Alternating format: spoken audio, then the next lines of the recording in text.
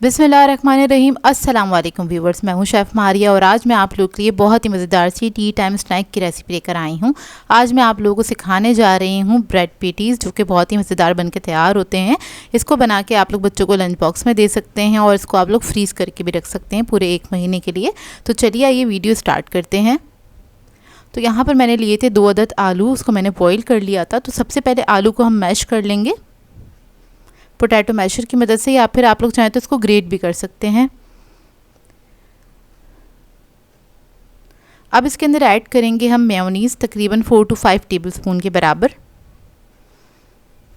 कुटी हुई लाल मिर्च ऐड करेंगे 1 टीस्पून। काली मिर्चों का पाउडर ऐड करेंगे 1 टीस्पून। नमक ऐड करेंगे 1 टीस्पून। चिकन पाउडर ऐड करेंगे 1 टीस्पून। गाजर ऐड करेंगे बारीक कटी हुई 1/4 कप के बराबर। शिमला मिर्च ऐड करेंगे इसमें आधा कप बारीक कटी हुई। स्वीट कॉर्न्स ऐड करेंगे इसमें आधा कप के बराबर। और इसके अंदर ऐड करेंगे हम चीज़। तो इधर मैं चेडर और मोज़रेला दोनों मिक्स करके इस्तेमाल कर रही हूँ। चीज़ आपकी अपनी मर्ज़ी है, ज़्यादा ऐड करना चाहते हैं तो ज़्यादा भी कर सकते हैं। मैंने इसमें तकरीबन 1 कप के बराबर चीज़ ऐड किया था। अब इसके अंदर ऐड करेंगे हम श्रेडेड चिकन, तकरीबन 1 कप के बराबर। बॉईल करके इसको श्रेड कर लिया था, वो ऐड कर देंगे। अब इस सबको अच्छी तरीके से मिक्स कर लेंगे।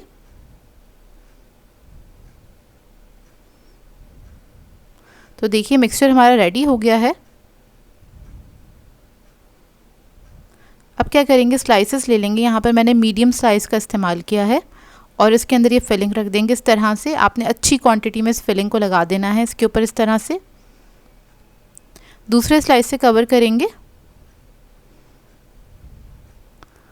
और इसको इस तरह से कट कर लेंगे 4 हिस्सों में। तो देखिए इस तरह से इसको मैं कट कर लूँगी।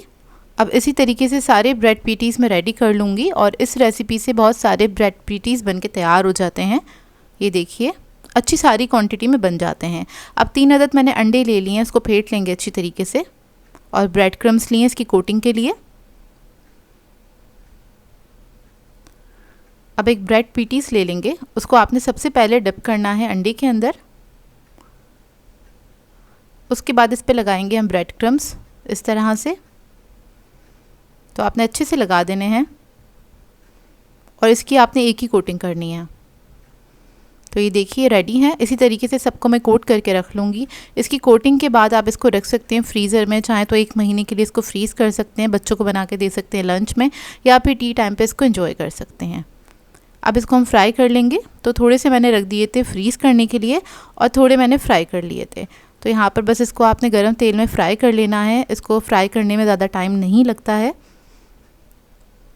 तकरीबन 4 से 5 मिनट लगते हैं। इसको मीडियम फ्लेम पे फ्राई कीजिएगा अगर आपने फ्रीज़र में से निकाला है इसको। तो मैंने इसको फ्रीज़ कर लिया था और ये नेक्स्ट डे है जो मैं इसको फ्राई कर रही हूँ।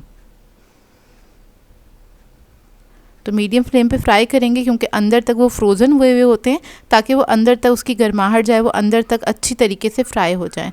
तो आपने मीडियम फ्लेम पे ही इसको फ्राई करना है। एक तरफ कलर आ जाएगा तो टर्न करेंगे, दूसरी तरफ से भी इसको फ्राई कर लेंगे। तो देखिए माशाल्लाह से ये रेडी हैं। अब इसको हम निकाल लेंगे और निकालने के बाद आप इसको सर्व कर सकते हैं किसी भी सॉस के साथ। यहाँ पर मैं आपको कट करके दिखा देती हूँ और ये बहुत ही मज़ेदार बने थे। आप लोग ज़रूर ट्राई कीजिएगा, आप लोगों को बहुत अच्छे लगेंगे।